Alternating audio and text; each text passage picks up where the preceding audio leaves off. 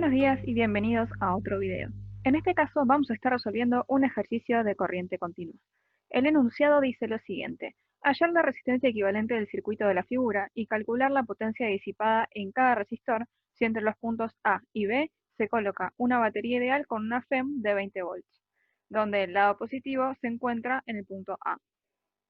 Calcular además la potencia entregada por la fuente.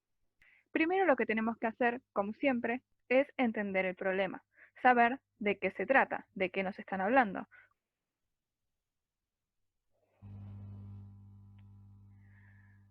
Si nosotros observamos el circuito y colocamos la fuente de la forma en la cual nos dice el enunciado, con el borne positivo en el punto A, podemos imaginarnos que la corriente va a circular en este sentido, desde el borne positivo de la batería hacia el borne negativo.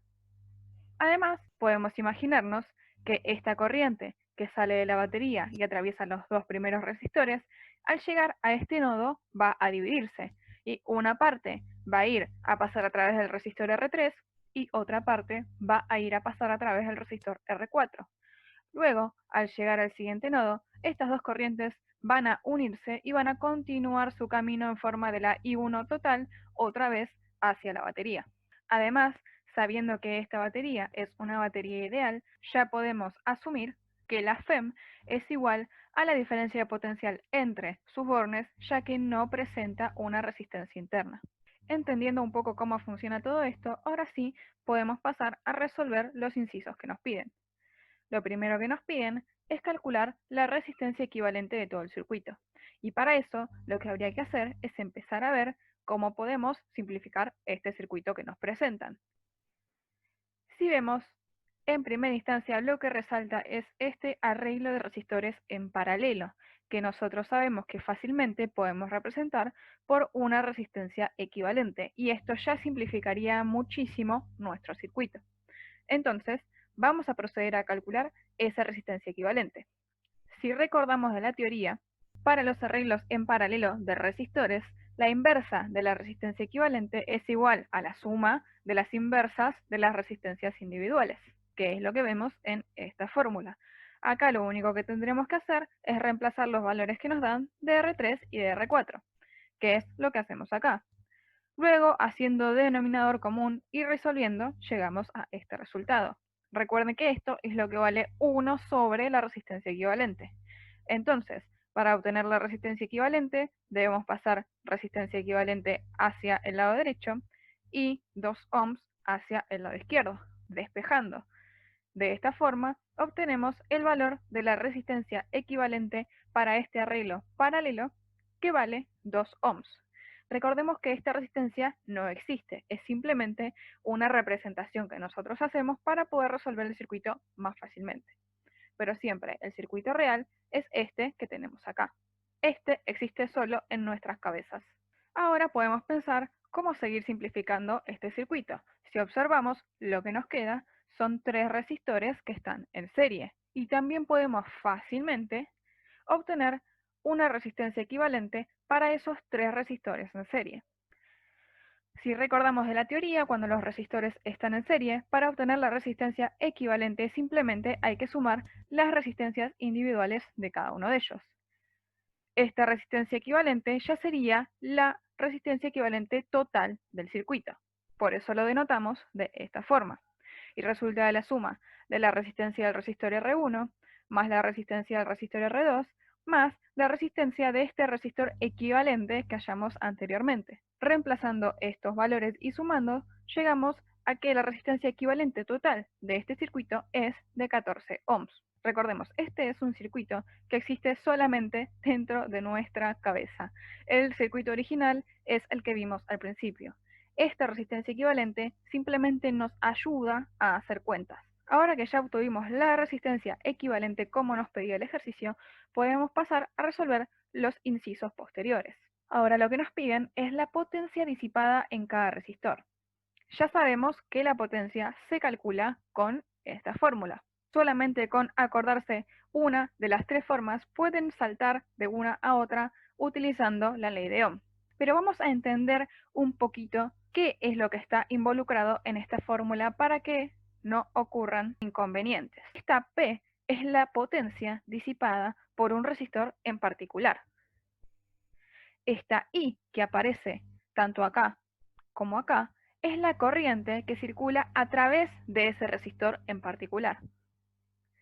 Esta diferencia de potencial, que aparece tanto acá como acá, es la diferencia de potencial a la cual se encuentra sometido ese resistor en particular, es decir, la diferencia de potencial en bornes de ese resistor, que la mayoría de las veces no es la diferencia de potencial en bornes de nuestra fuente, ya que hay muchos resistores, hay que tener mucho cuidado con eso. Y por último, la R que aparece aquí y aquí es la resistencia de ese resistor en particular. Todo se refiere a un resistor en particular y hay que tener mucho cuidado con los datos que usamos. Como recordarán, nos daban como dato los valores de resistencia de cada uno de los resistores. Entonces, si tenemos esos datos, simplemente con averiguar la corriente que atraviesa a cada uno de esos resistores, ya podríamos calcular la potencia. Vamos entonces a tratar de calcular estas corrientes. Sabemos que las corrientes pueden ser calculadas despejando de la ley de Ohm, que es la que tenemos aquí arriba. Nosotros recién habíamos terminado con esto como circuito equivalente.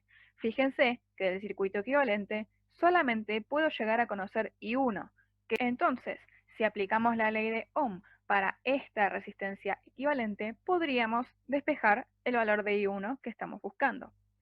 Si nos fijamos, este punto se encuentra al mismo potencial que todos estos otros puntos, y este otro punto se encuentra al mismo potencial que todos estos otros puntos, porque estamos considerando que este conductor que une a los dispositivos es un conductor ideal. Entonces, en este caso en particular, la diferencia de potencial en bornes de la batería se traslada a los bornes de nuestro resistor equivalente.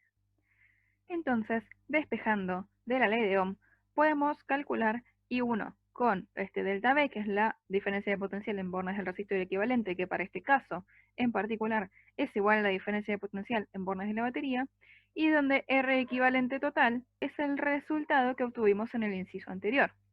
Reemplazando, podemos llegar a que la corriente I1 vale 1,43 A. Ahora, este circuito ya no nos permite conocer I2 e I3, entonces lo que tenemos que hacer es volver a nuestro circuito original, en el cual nos aparecían las tres corrientes, I1, I2 e I3. Ahora, para aplicar la ley de Ohm en este caso, si se dan cuenta, yo necesitaría conocer la diferencia de potencial entre estos dos puntos, porque es la diferencia de potencial a la que están sometidos tanto el resistor R3 como el resistor R4, que están en paralelo entre sí. ¿Cómo podríamos entonces calcular esta diferencia de potencial con los datos que tenemos? Vamos a verlo. Nosotros sabemos la diferencia de potencial entre los puntos A y B, que es la diferencia de potencial en bornes de la batería. Pero también podríamos calcular la caída de potencial entre los puntos A y C, es decir, la caída del potencial cuando la corriente atraviesa el resistor R1. Por ley de Ohm, esta caída de potencial va a ser igual a I1, que es la corriente que atraviesa el resistor R1, por la resistencia del resistor R1, que son 8 ohms. Lo mismo podríamos hacer para el caso del resistor 2.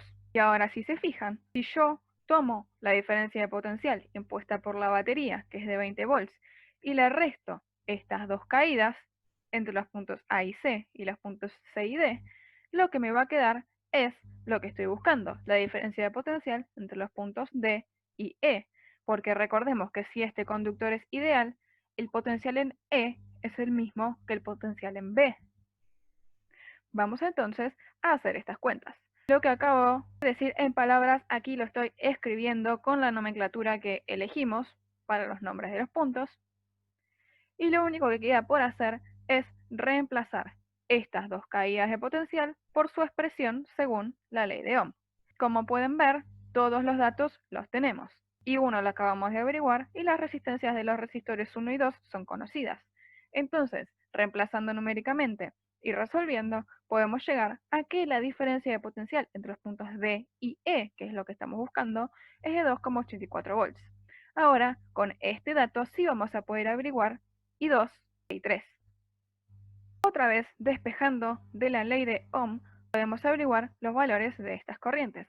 Fíjense que para I2 están involucrados la diferencia de potencial entre D y E, que es la que afecta al resistor 3, y la resistencia de dicho resistor. Para I3 están involucradas esta misma diferencia de potencial, porque los resistores están en paralelo, y el valor de la resistencia del resistor 4. Resolviendo ambas cuentas, podemos llegar a los valores que tienen I2 e I3. Y deberíamos chequear que si los sumamos, el valor que nos den sea el de I1. En este caso, ya teniendo la diferencia de potencial entre D y E, podríamos haber calculado directamente lo que nos piden, que es la potencia disipada con esta fórmula. Pero preferimos mostrarles cómo calcular las corrientes para darles más herramientas, ya que en muchos ejercicios les van a pedir calcular las corrientes primero. Entonces preferimos hacerlo paso a paso. Ahora, con estas corrientes, sí vamos a pasar a calcular todas las potencias disipadas de una forma ordenada. La potencia disipada en el primer resistor va a ser igual a la corriente que circula a través de él, que es I1, por su resistencia, que es R1. La potencia disipada por el segundo resistor va a ser igual también a I1, porque es la misma corriente la que atraviesa ambos, por su valor de resistencia, que es R2. Para el resistor 3 debemos involucrar la corriente que lo atraviesa, que es I2, y el valor de su resistencia, que es R3. Y para I4, por último, involucramos a I3, que es la corriente que lo atraviesa, y su valor de resistencia, que es R4. Reemplazando numéricamente, podemos hallar las potencias disipadas en cada uno de estos resistores, que es el segundo ítem que nos pedía este ejercicio. Por último, lo que nos piden es la potencia que tiene que entregar la fuente. Nosotros podemos intuir de una manera muy sencilla, por conservación de la energía, que toda la potencia que entregue la fuente se tiene que disipar en los resistores. Entonces, la suma de toda la potencia disipada por los resistores va a ser igual a la potencia que tenga que entregar la fuente, que es lo que estamos expresando acá. Si sumamos los 4 resultados que obtuvimos anteriormente de potencia disipada en cada uno de los resistores, podemos obtener el valor de la potencia que debe entregar la fuente a este circuito. También, teniendo en cuenta que conocemos la diferencia de potencial en bornes de esta fuente y conocemos el valor de I1, que es la corriente que circula por esta rama que atraviesa la fuente, podríamos hacer un check y con la fórmula de potencia que habíamos visto anteriormente, podemos calcular la potencia que entrega la fuente de esta otra forma alternativa. Y como vemos, los resultados son prácticamente iguales. Es una cuestión de decimales. Espero que esto les haya sido útil y nos vemos en el próximo video.